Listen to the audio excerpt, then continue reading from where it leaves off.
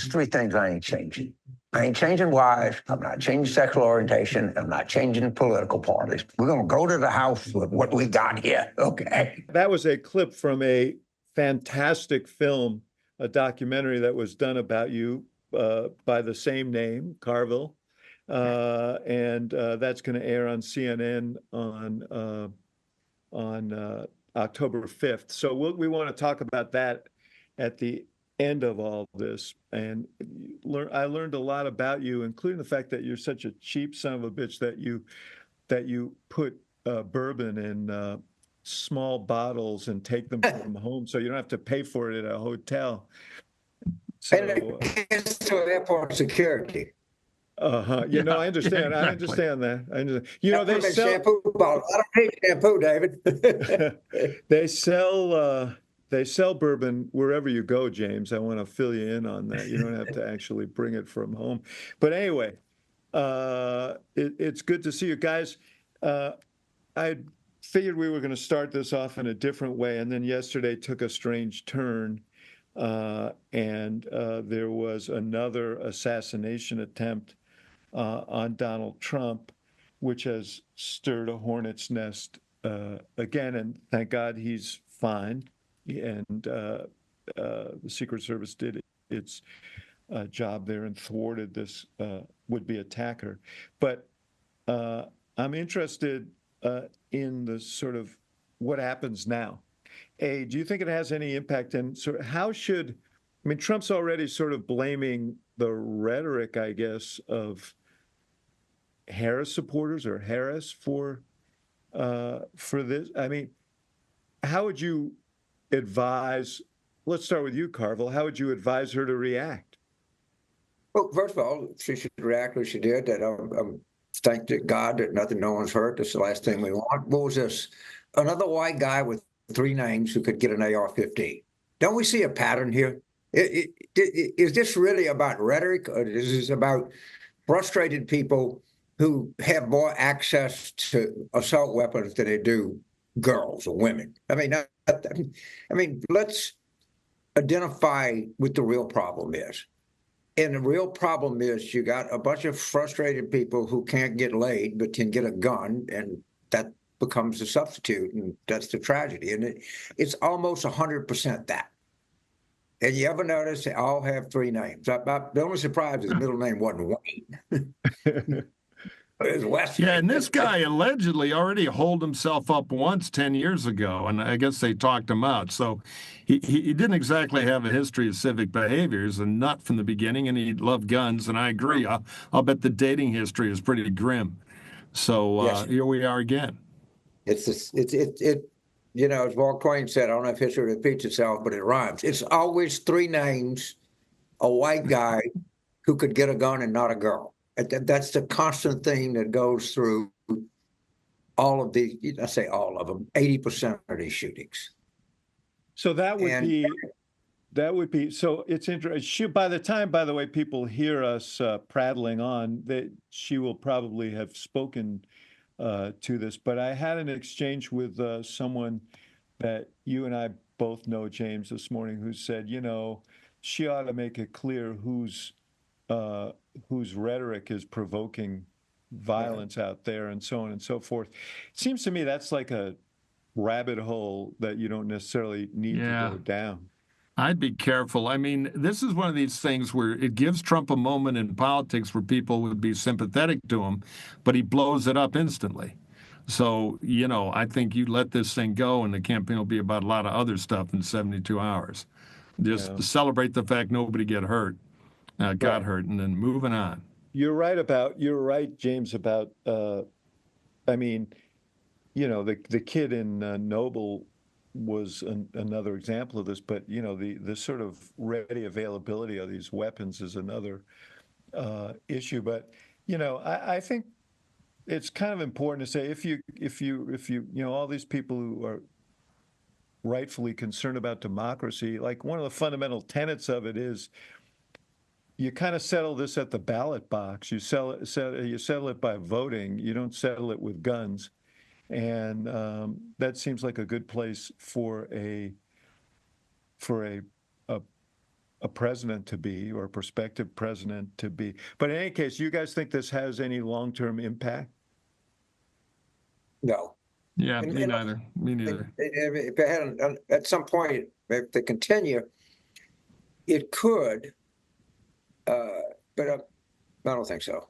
I'll tell you something. That you look back at 2018, and God forbid there are more acts there are more situations like this, or acts of violence against either candidate or political actors generally. But you go back to 2018, and I think two things were very much at play in what happened in that election. One was the attack on Paul Pelosi at the end of the campaign, and the other was the synagogue shooting in Pittsburgh. Right. Tree of Life in Pittsburgh, yes. Yeah. So, I do think that, I mean, I really hope we're not spiraling toward acts like that. But I think being the adult in the room and acting like a president in these instances, because Trump's not going to do that, is just as a crass political matter. I think it's the right thing to do. I think it's also, Murphy, the politically right thing to do. Yeah, but remember, we've been through this once. The first tragic thing where an innocent person was killed, and then Trump gets on the prompter at the convention, and all of a sudden, new and improved Trump is reading the lines and taking advantage of the moment. And about 8 minutes goes by, and he says, nobody's setting fire to the furniture in the hall. This is a failure. And he threw out the remarks and started doing his nightclub act. And he blew up all the goodwill in a speech. I think it'll be a repeat of that. Let's just hope we don't have any more of this and get back to a regular campaign of no bullets. I'd just be on the side of let's not having any more of this. I'd be on that side. I think that's a good place. I think we all are. All right. So, Carville, where do you think this race is at? So David, one of the things I kind of always lived by early in my career was, so don't try to predict races, spend your time trying to affect them. And I think, because every minute I said, yes, I'm predict, I'm not affected. Having said that, and understand I'm on this program, right now, I would rather be hurting him. By how much, I don't know. But I just make the blanket statement, as of today, I think she has more upside than he does. And that opinion could change. It might not even be that good. I'm not very good at predicting things anyway. Yeah. Better, Joe Madden can't tell you who's going to win the World Series any more than anybody else. He probably knows what baseball all of us put together by 10, but that's not what he spent his time doing. Yeah, I'm going to the same place. You can't tell, it's so close. But if you look at who has a better pile of ingredients in front of them, money, candidate tools, all that. She's got a little bigger pile, I think. On the other hand, the country wants to fire Biden on the economy. He's gone, but that wall of lava isn't going anywhere, and she's got to figure out a way to navigate it. On the economy, the views are not static. I mean, there was an FT poll. I don't know how good it is. Mm-hmm. Actually showed her ahead. She was doing good, yeah. Everyone says that she's closing. I think the problem on the economy and Biden is people just thought he was too old and they couldn't get past it. I mean, the economic numbers have improved pretty dramatically since he got out. And I think that the wrong question, do you think you're a good economy or bad economy? Maybe more people will say bad, I can talk about it. But people are now feeling like they have something to risk. They feel like, well, I feel pretty good in my job for the next year. I got a few more shekels in my 401k than I had before. I wonder if Trump's going to come in and risk what low gains we have here. And you saw her at the debate, when she said 16 Nobel laureates say this is going to cause a recession. I actually thought it was pretty good because you're giving people, hey, you're not in a just old to hell world. I'm just voting for change. You got some skin in this game. And I think she's got a little distance that she can exploit. Rate cut coming.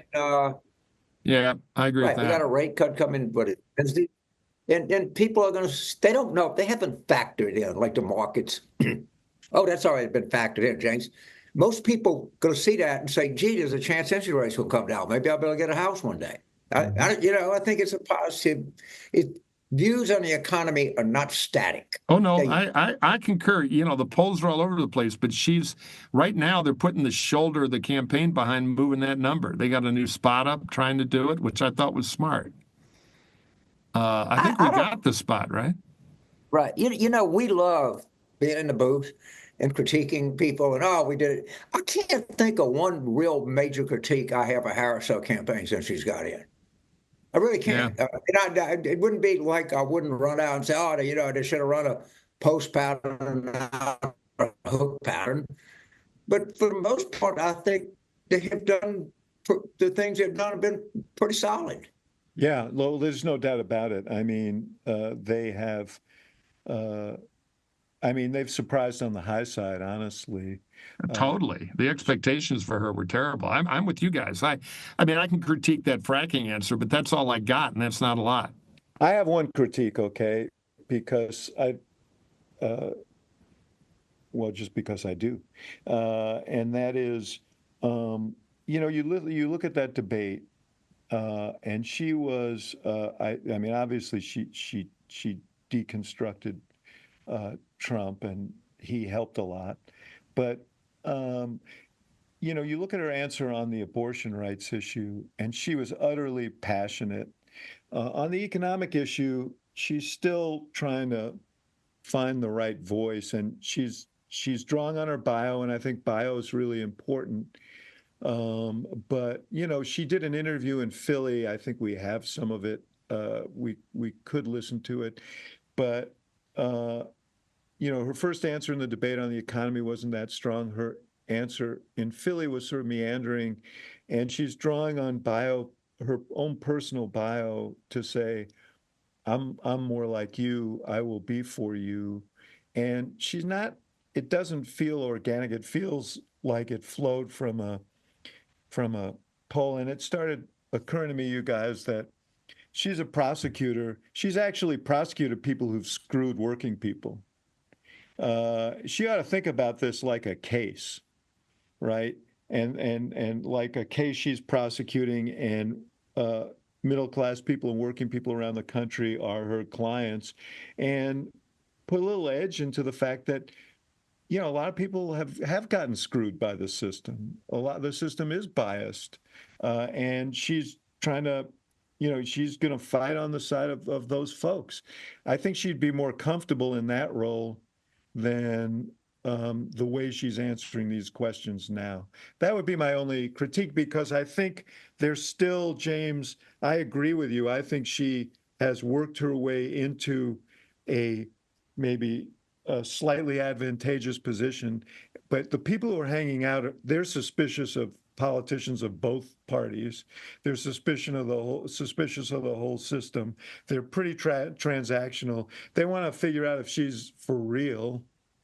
And I think she can help close that by being very authentic about the way she talks about the economy and talking about the things that she did as Attorney General, as a prosecutor, and so on behalf of people who've gotten fucked over. It seems to me is a more authentic way to do it, and what she's going to do. Yeah, I would defend her the first answer. First of all, she had degenerates. This is the biggest debate. Of course, absolutely, 100%. Yeah. But that would have been more troubling if that answer would have been at minute 45 as opposed to minute 1. All right. But yeah, she did. She had to get her jersey dirty. And once she did, she was fine. There's a big, no audience. You're sitting there, you're by yourself. 67 people, a million people, way more than that once you do the reruns. And it was a big event. She was a little halting, and then she got a lot better quickly. And that's what I like about her. You would keep hearing, and I'm sure you heard the same thing, but people say, she's gotten better, James. Yeah. I've been in meetings, and she's more confident. She has better. People can grow. And I see these people that worked in campaigns with me back in the 90s or 80s, and they got these big jobs. And how the shit does that asshole got to? Because he grew, James. He's not the kid you remember him in 90s. Right. He actually got better. Oh, okay. No, We just time. Yeah, I agree with that. Listen, Or I they got think that lucky.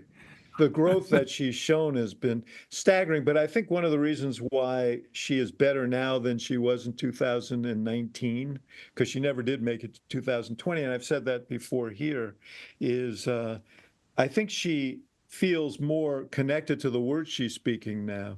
She's not, I think she took a bunch of positions in 2019 because somebody told her just go left, and you'll get to where, that's where the party is and so on. And she never really seemed that comfortable delivering those lines. She seems comfortable generally delivering these lines. All I'm saying is on this economic stuff, there she's still, when she's off the prompter, it's still it feels a little inorganic because I think this is kind of a new thing for I, her. I agree with that, but I think this is pretty simple. Every day she's got to pound on, hey, I'm new, I'm change, I got new ideas, and here's what I'm going to do for you. Here are your Yes. problems, I hear you. Here's what I'm going to do for you. Hey, it's Thursday. Here's some stuff I'm going to do for Yeah, you. but And Murphy, just pound that. I agree with that. What I'm saying is, when you're running for president, and you guys both know this, there you have to pass the bullshit meter, and people have to believe that you actually are going to do what you say you're going to do. And I think she's got a body of work of fighting for people, particularly in those prosecutorial roles that um, back that up and speak to her sense that, she doesn't like when people are being taken advantage of, when people aren't getting the respect Yeah, they it's tricky deserve. though. I get it, but next thing you know, then like they flirted into price controls for a day and a half. Well, She's I'm got to not. not be This too isn't even a clever, policy thing. It's an attitudinal thing.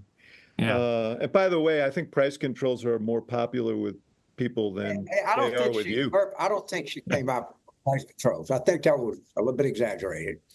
Yeah, And I do think that she's correct that there's a lot of price rigging going on. yeah, You're yeah, never yeah, going to, these insurance companies, these airlines, these all yeah. companies, pharmaceutical companies. By the way, the universities, what's the greatest price rigging cartel in the United States? It's the Ivy Yeah, League. the I'll higher go ed. up to Yeah. 75,000. Yeah, you go up to 74,000. I mean, This they are, but they are nefarious. If capitalism will really work, as I understand it, you've got to have competition. Adam Smith was the biggest antitrust guy that you can imagine because he knew capitalism could never work when it was price fixing. And I think there's a lot of that that's going on now. I do. this is why, by the way, James turned Harvard down when he was accepted there because he was irate about the competition in the Ivy League, the lack of competition in the Ivy League, Well, there's and a the reason. predatory pricing. J.P. Morgan, one of his great quotes was, "Every businessman has a common enemy, competition, because it controls pricing." So get rid of the competition. You don't have to worry about pricing. No, Yeah, I think the populist side of it can work for her. But my point is, if she can be new and if she's perceived as competent to run the economy, Trump's strength, which hopefully is eroding, everything else is lined up for her. yeah. She's Well, got to swallow that python, that pig, and I think then she can do it. But um, the thing that we don't appreciate sufficiently enough, the Democrats have literally not lost an election since Dobbs. No way. I mean, yeah, somewhere in Nebraska we're supposed to lose by 25. We lost by 7, but that's about what you can find. And I just think this abortion thing is the most powerful thing that I've seen in American politics, single issue, manageable. I mean, we were losing everything in 2021, and we just stopped losing and started winning. I yeah, suspect the reason is Dobbs. yeah. There's no Yeah, I doubt think that there's some strength there, no doubt.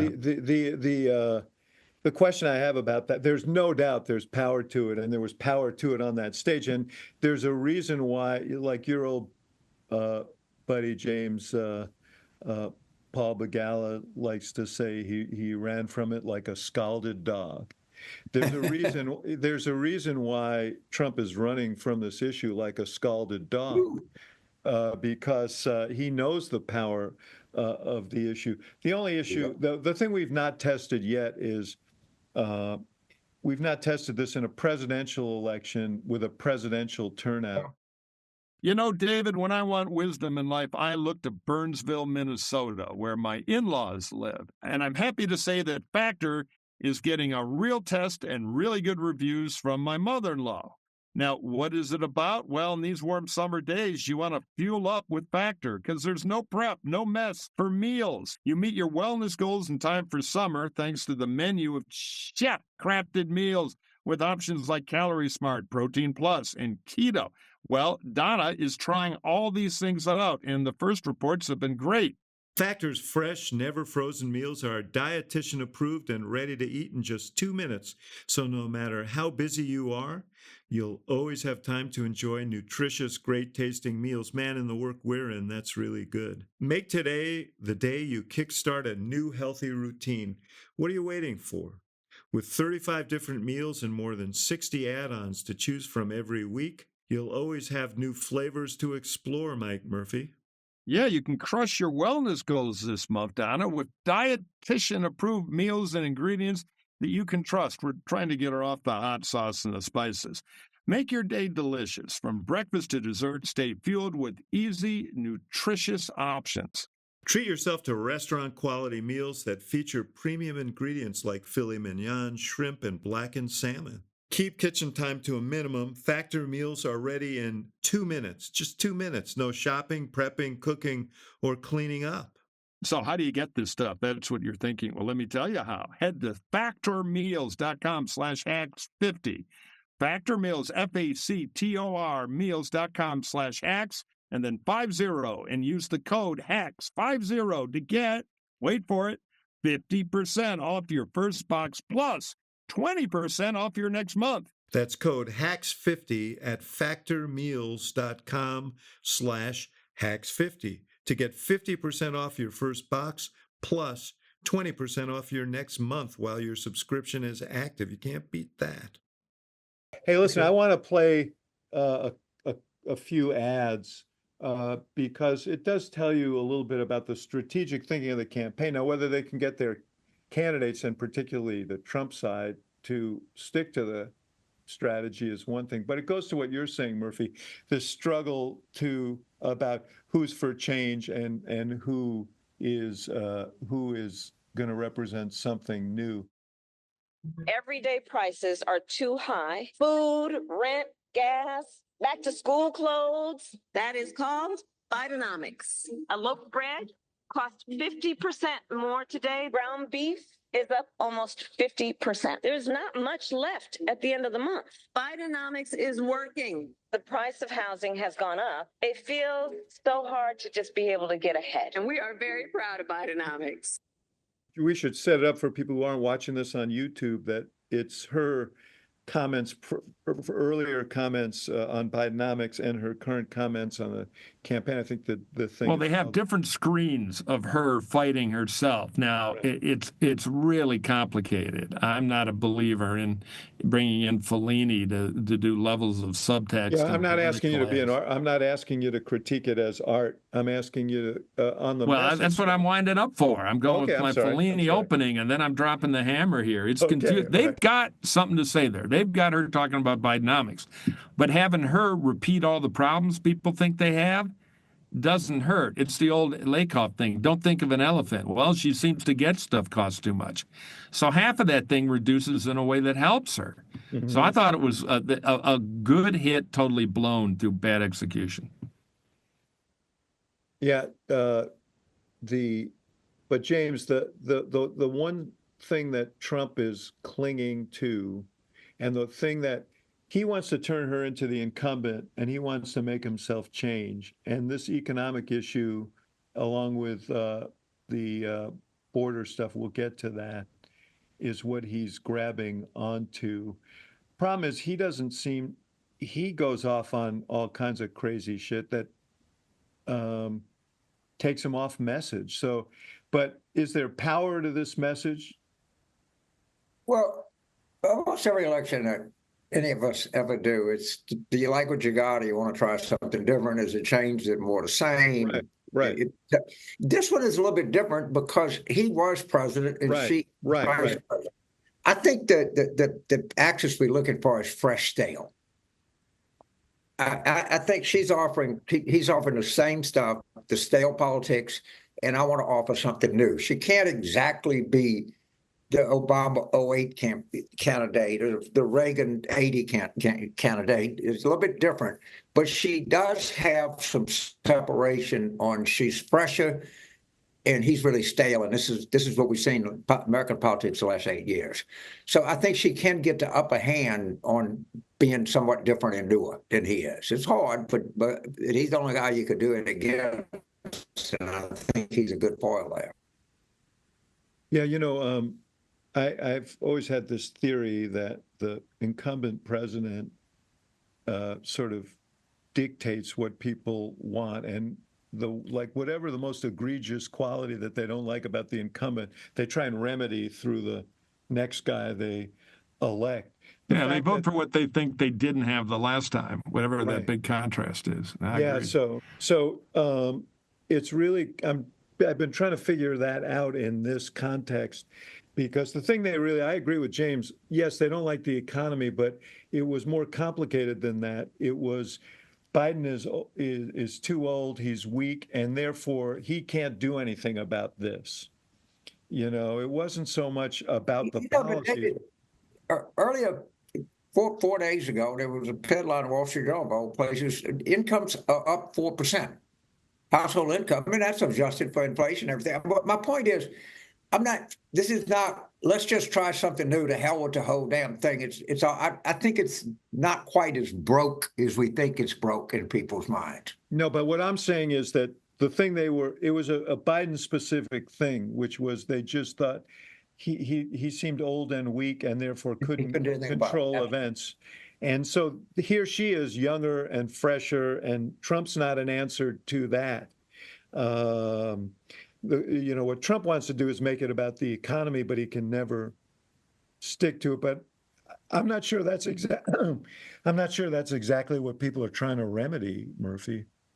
I don't know. I saw that Wall Street Journal thing, and I kind of agree with James. When real incomes start going up, that's what people feel. They've been feeling inflation. Bagala's got a good joke about when inflation means everything you pay for goes up. And when your salary goes up, that's not the president's fault. That's because you're a good worker. It's all the prices are the president. So that's the vice that Biden got in, that and being too old to do anything about it in people's perception.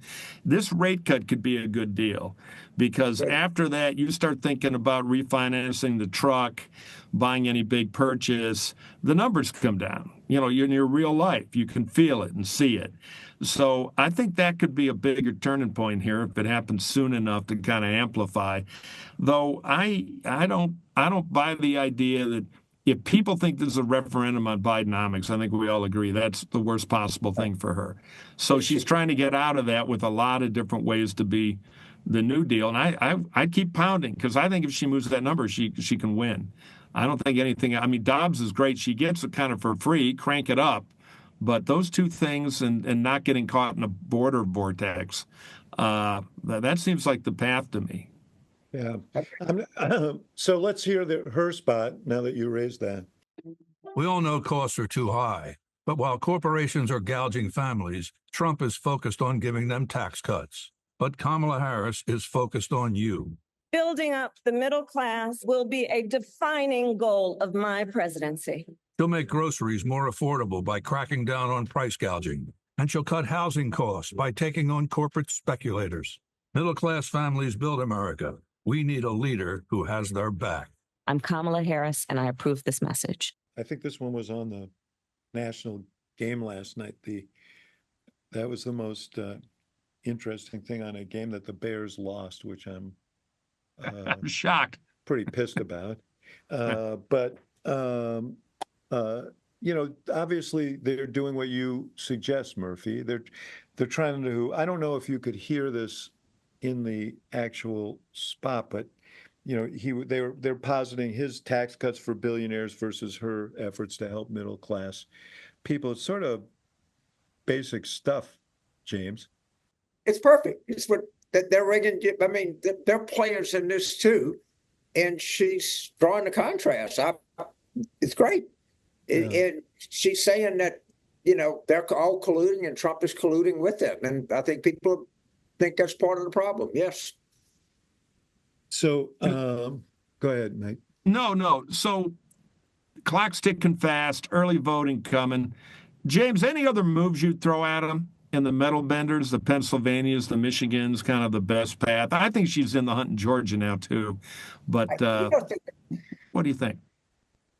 I think something interesting happened. The tariff stuff cuts both ways. So it cuts well in Western Pennsylvania, not so well in non-Western Pennsylvania.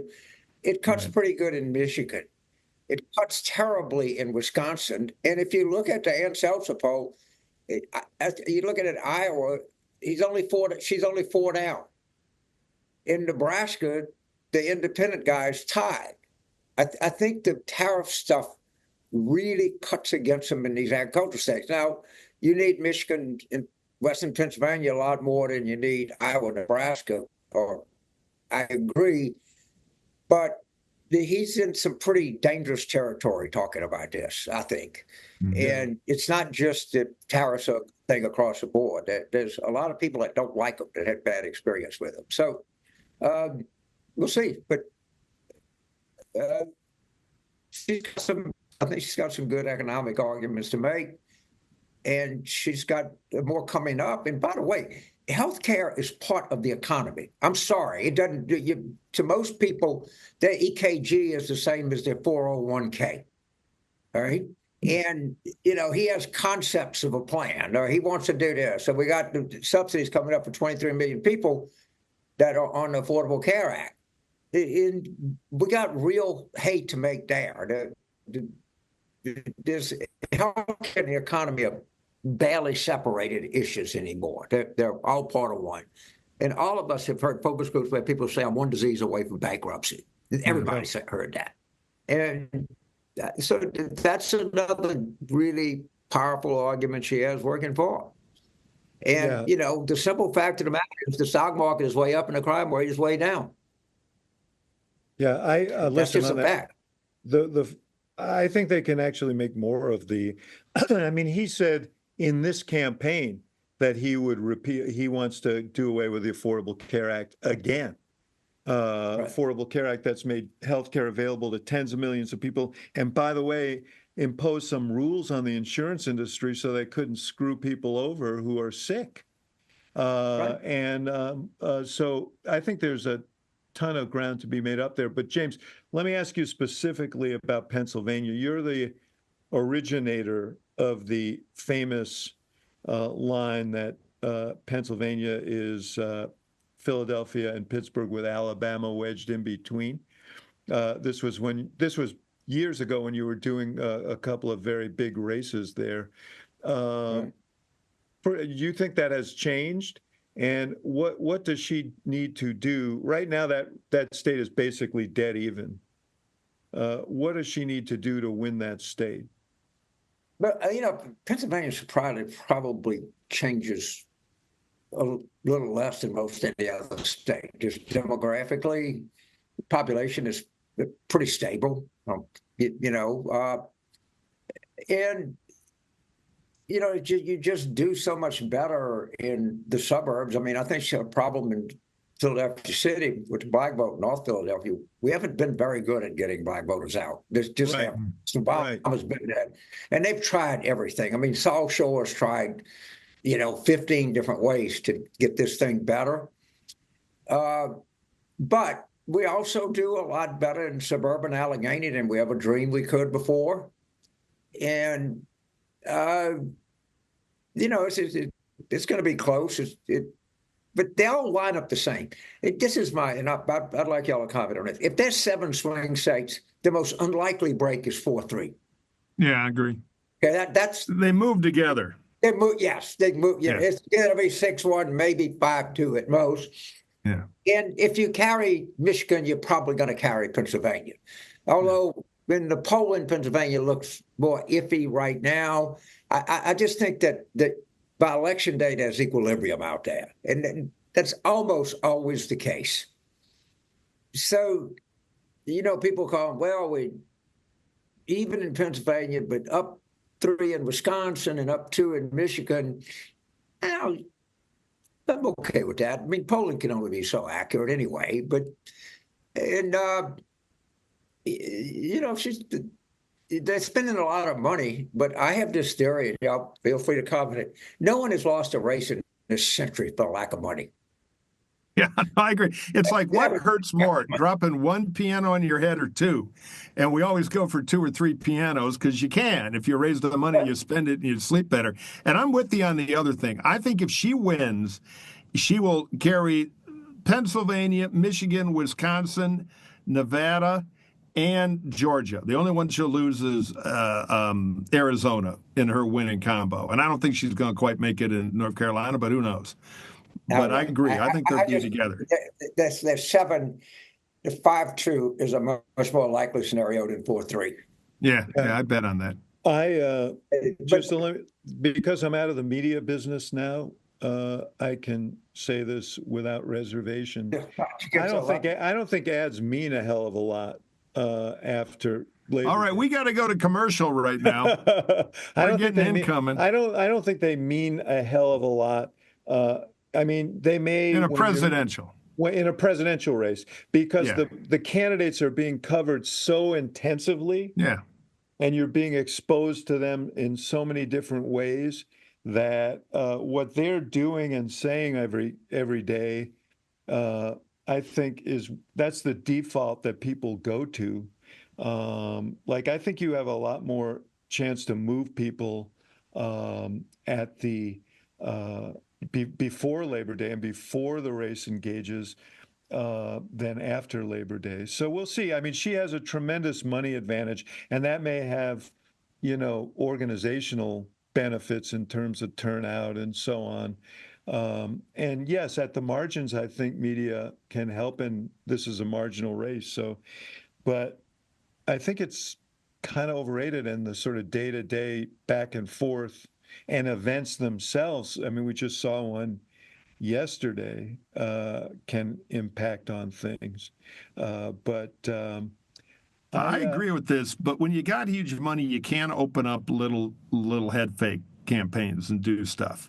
And the other guys might be dumb enough to think it's all about ad spending, so they freak out. Holy crap! They're up in, they're trying to steal. Virginia, they're trying to steal Florida. They're starting a big abortion bonfire of $20 million. What do we do? What do we do? But fundamentally, you're right. The candidates are the thing, particularly now. Yeah. So what they do every day is the game. Hey, David, I've got a problem. I need a handheld metabolic coach. In other words, a device that measures my metabolism through my incredibly cool breath. And I want it all to work on an app that lets me know if I'm burning fat or carbs and gives me that tailored guidance to improve my nutrition, workout, sleep, and even stress management. I've been looking. Do you know about any of those? Boy, Murphy, you are so in luck because I do. I know. All you have to do is breathe into your Lumen first thing in the morning, and you'll know what's going on with your metabolism, whether you're burning mostly fats or carbs. This Lumen does exactly what you're talking about. Lumen gives you a personalized nutrition plan for that day based on your measurements. Breathe into it before and after workouts and meals so you know exactly what's going on in your body in real time. And in your case, if you just are doing the meals and not the workouts, you can fill in around there. And Lumen will give you tips to keep on top of your health game. Well, your metabolism is your body's engine. It's how your body turns food, the food you eat, into fuel that keeps you going. Because your metabolism is at the center of everything your body does, optimal metabolic health translates into a bunch of benefits, including easier weight management, improved energy levels, better fitness results, and hey, here's the best one, better sleep. Lumen gives you recommendations to improve your metabolic health, Murphy. So you were right to ask the question. If you want to take the next step in improving your health, go to lumen.me/hacks. And you know what? You get 15% off your first Lumen if you do. That's lumen.me/hacks for 15% off your very first purchase. Thank you, Lumen, for sponsoring this episode. So, Carville, you think she should be doing more stuff, more interviews with local stations, more? Where is it written? You got to sit there for long form interviews. I mean, you know what? If you do it, it's never going to be enough. So I mean, Right. I don't mean to Until they satisfy the screw you. media.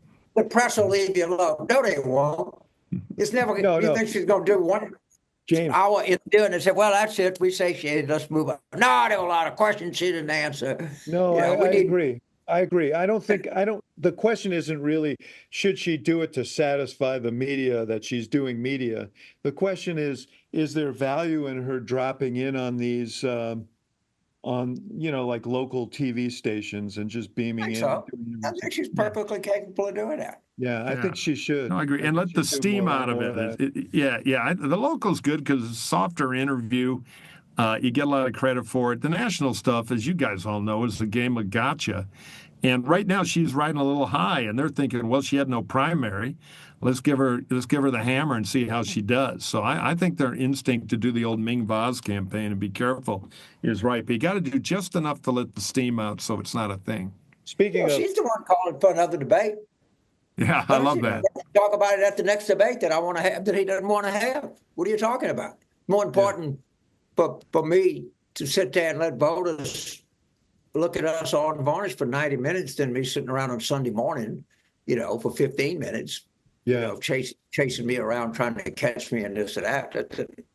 yeah. I'm just She's thinking got of a good answer. I think I'm thinking of it more as an offensive strategy to go to places where go to the small markets um, and show connection with those areas and not to satisfy the sort of media lust for those interviews. Speaking of this, and I probably should have raised it in connection with the beginning topic, but Trump and Vance started it, did this whole deal about Springfield, Ohio, and the conspiracy theory that Springfield, Ohio, that Haitian immigrants are eating dogs and cats, stealing people's What? dogs. I hadn't heard about this. Yeah. What's going on? So I want to play you.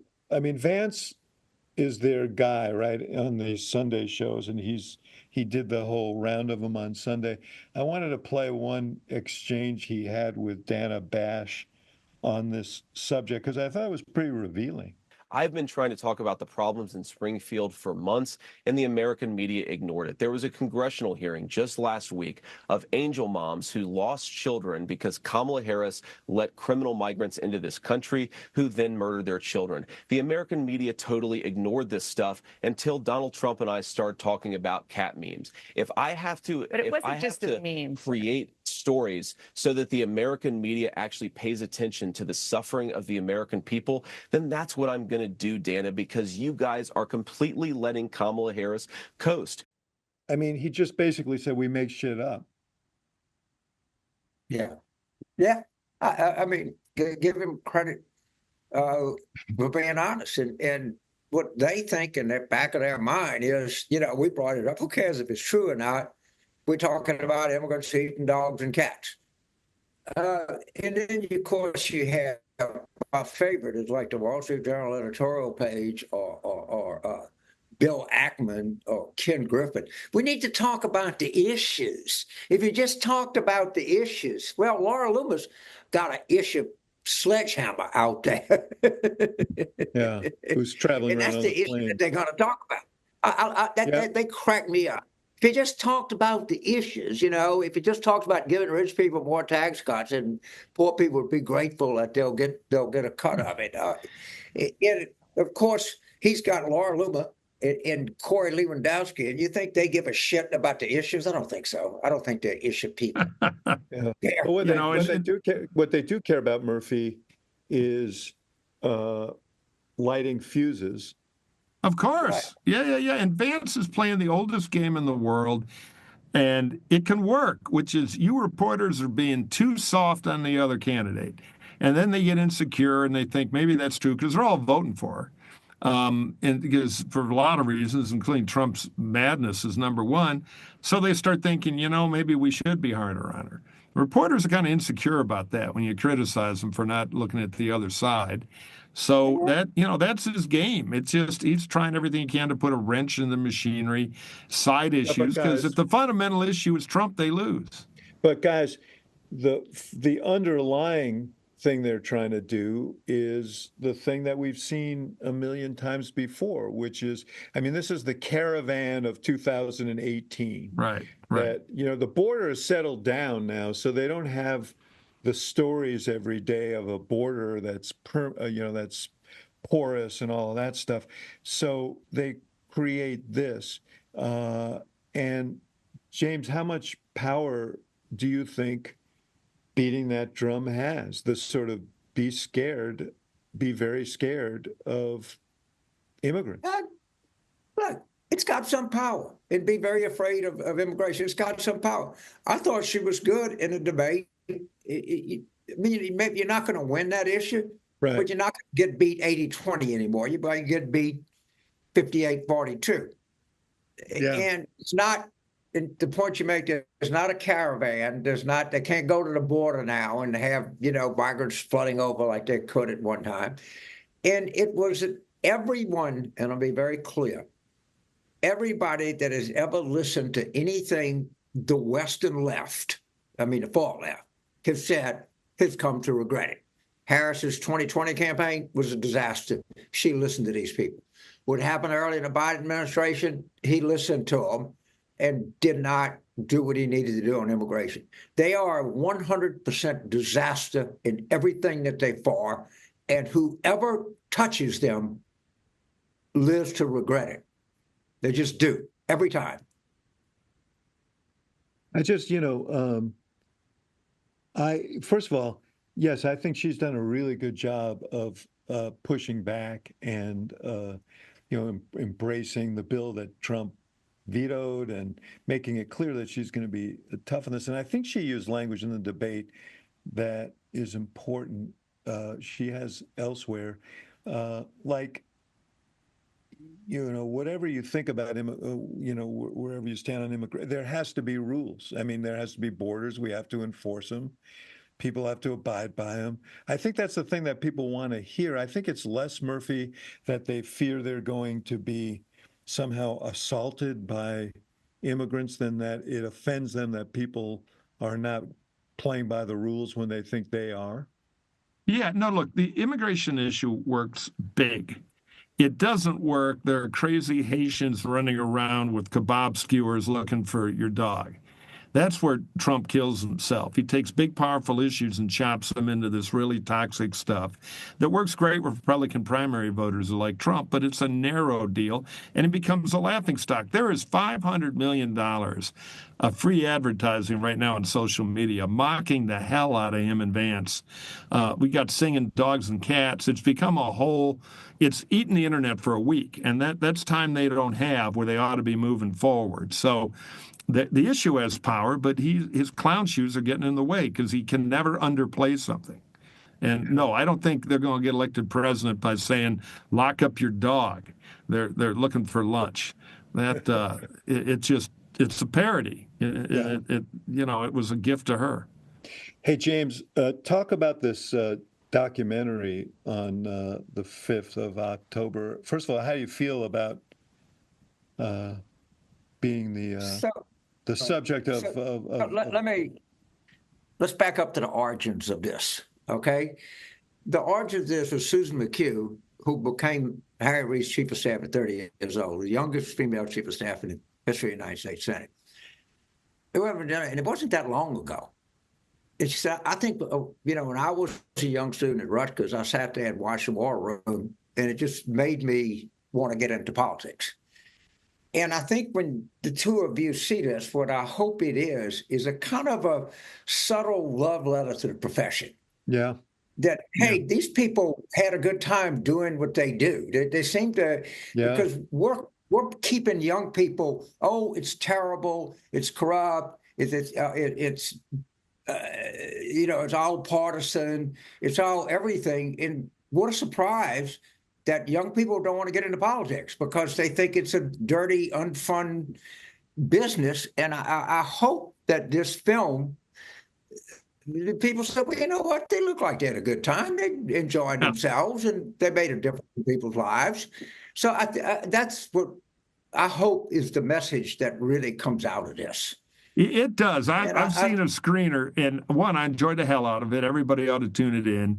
And it made me miss the good old days. We had a hell of a time in the 80s, 90s, and early 2000s doing this. And now I feel bad for the kids who are in the business now who are in a grimmer world of this than we got to enjoy.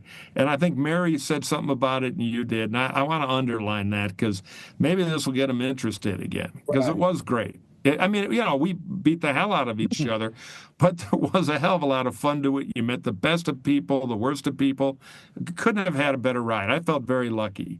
Murphy, and I think it does. You and I had some fun beating the hell out of each other, but yeah, it was also the joy of doing something important together. Really important. right. The community that you build around campaigns and this sense of mission that drew people together. You know, when James, when Obama first met with the senior leadership of his presidential campaign, one of the things he said was, listen, he said, running for president is a deadly serious thing. He said, but there ought to be joy in it too. He said, what an incredible privilege to be part of this process. Right. And we ought to enjoy it and enjoy each other, and we're going to make mistakes.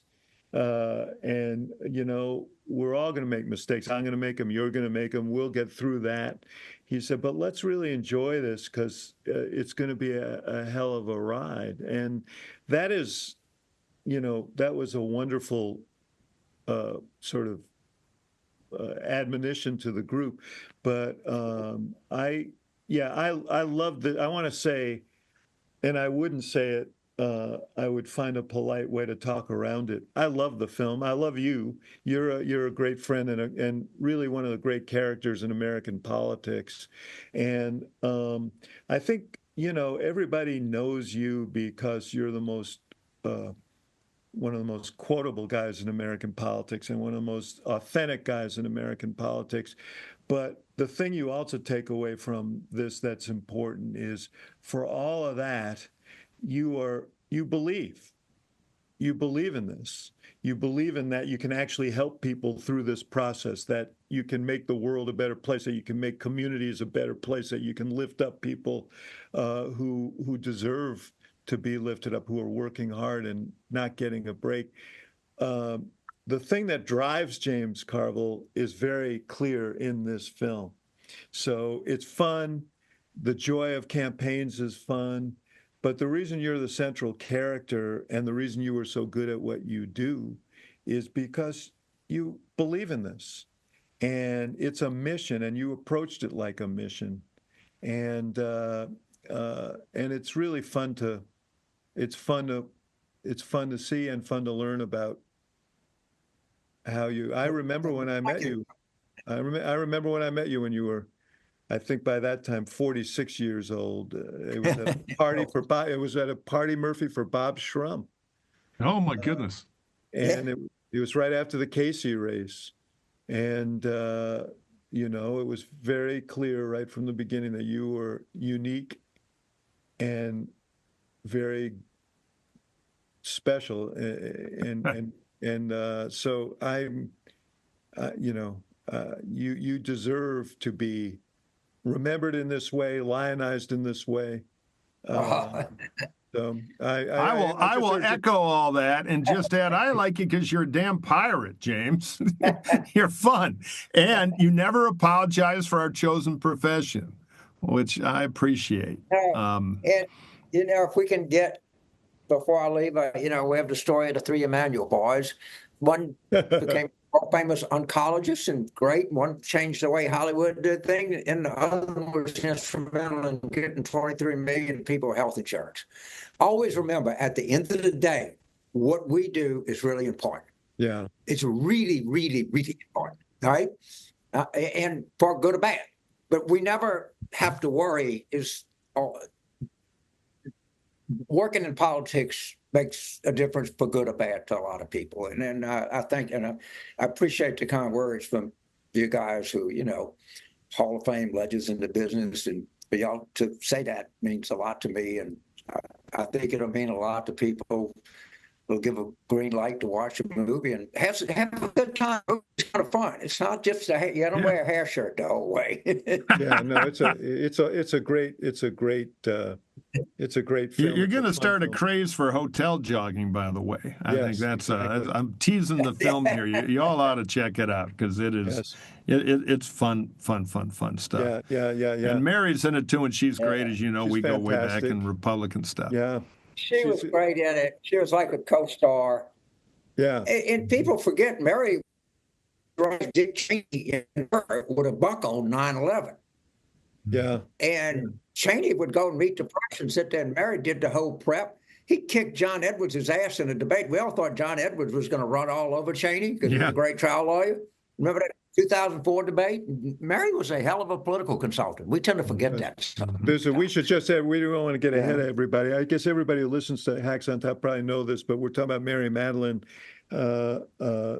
James's wife, who they met when they were opposite numbers in politics. And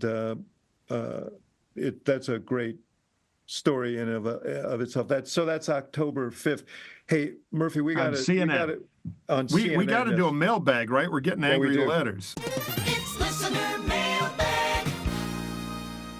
If you got a question for the mailbag, email us at hacksontap@gmail.com, hacksontap@gmail.com. You can send us a voicemail, and we'll play your voice on the air. Just use your name, and no long speeches. That's Axelrod's job. Keep it to like 25 seconds.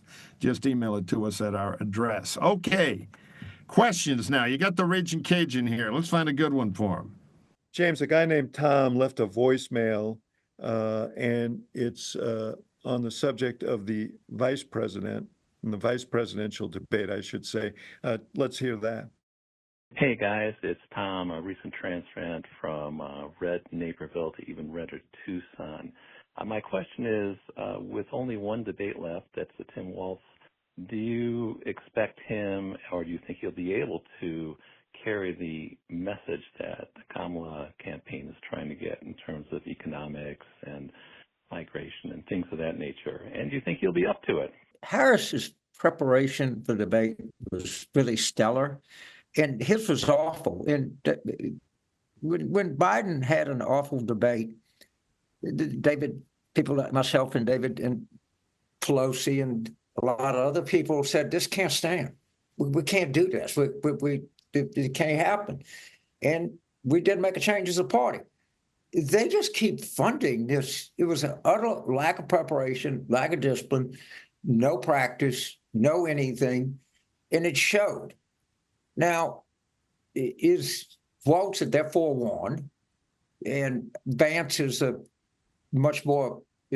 bright man, whatever you want to think of Vance. He's obviously well educated, and he'll prepare. But I think Walz will do just fine. I expect him to do really good, and I think the same people that basically prepped the vice president are going to prep Governor Walz, and I expect him to be as prepared as the vice president was. I expect Vance to be more prepared than Trump was. I guess that's what I'd say.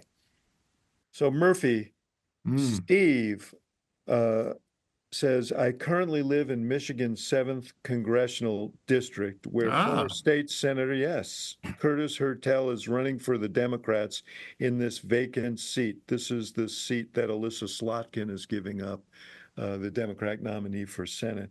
Should moderates like Mr. Hertel be running with the Harris-Walz campaign, or rather try and appeal to Trump voters in this R+2 district? Well, first of all, that's the revolutionary cradle. That's very close to where I'm from. So anyway, if you're not from Michigan, the Hertels are famous there in Michigan politics. Good lunch pail Democrats. I was always on the other side politically, but a lot of respect for Dennis Hertel. He's a good guy. Was a very successful Paul there, knows that district. It's in their DNA. His son's running in a swing seat. That is a hot race. And so I would just say, no, don't run away from Harris-Walz. Enhance it. You don't have to make this choice.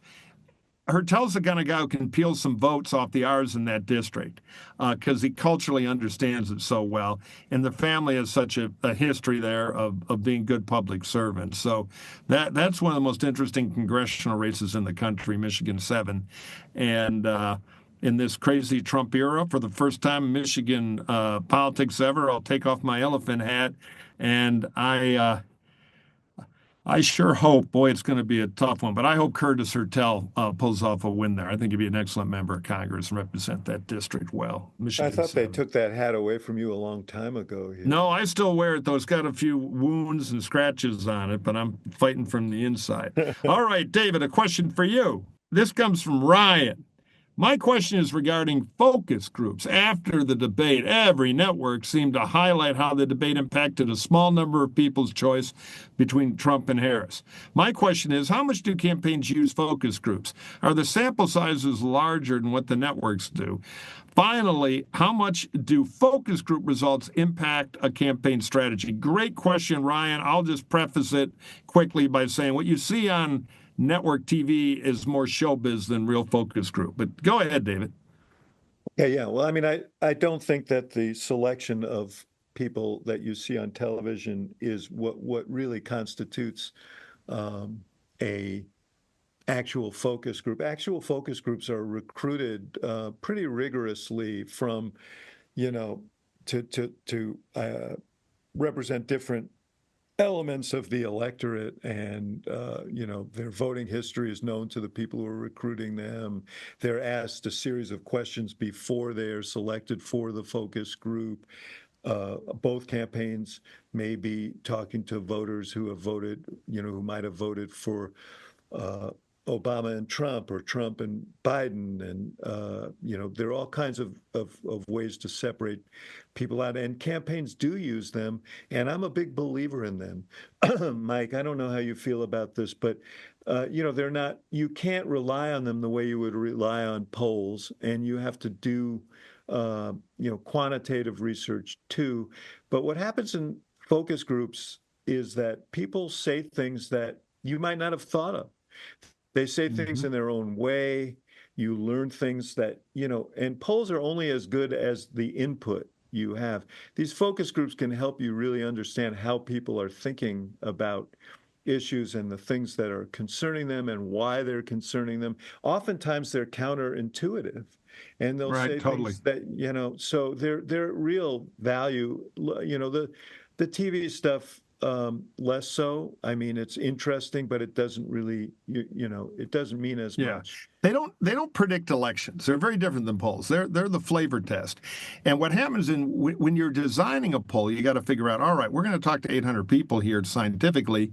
What are we going to ask them? And focus groups often help you design better polling questionnaires because things bubble up in their own language, what they're thinking about, and it gives you a lot of what we call qualitative insight rather than quantitative. So the worst thing on the TV ones is when they're raising their hand, they're 5-4 winning the election. Totally a misreading of what they're really about. They're the essay question. They're the Rorschach test to get you more connected to the voters, and then you go design the polls. So I agree. They're of tremendous value if done well, which means rigorous sample, a lot of stuff that is and really good not moderation, because one of the things that makes focus groups work is that you don't have a moderator who's leading the group or judging people, and great focus group moderators are moderate. I mean, in their temperament. Yeah, exactly. But they engage people. And, by the way, often they're segregated because or by race. You get a bunch of African American women together. It's going to sound a lot different than a mixed group. Yeah, and people are going to be more open. Honest. They're going to be more open. Yeah. All right. Well, we have to be open with our listeners. We're out of time. But we will be back next week. There'll undoubtedly be 16 events between now and then that will warrant our attention, because we're down to the final straw. 50 days, folks. Yeah, and with early voting, even less than that. So, hey, whatever you're doing with all this, I hope listening to us is part of it. Don't forget to put a little time aside in October and watch that Carville documentary. We got an early look, and it is a tremendous amount of fun. And James Carville, living legend and one of the great guys on the planet. It's good to be with you. Thank you for joining us. It was fun, James. Thank you. Now, where Thank the hell you. are you there? Some hotel room I'm in Park Southampton. I'm at a speech at Barclays Oh. Bank. I'm in Still the on the damn circuit. I love it.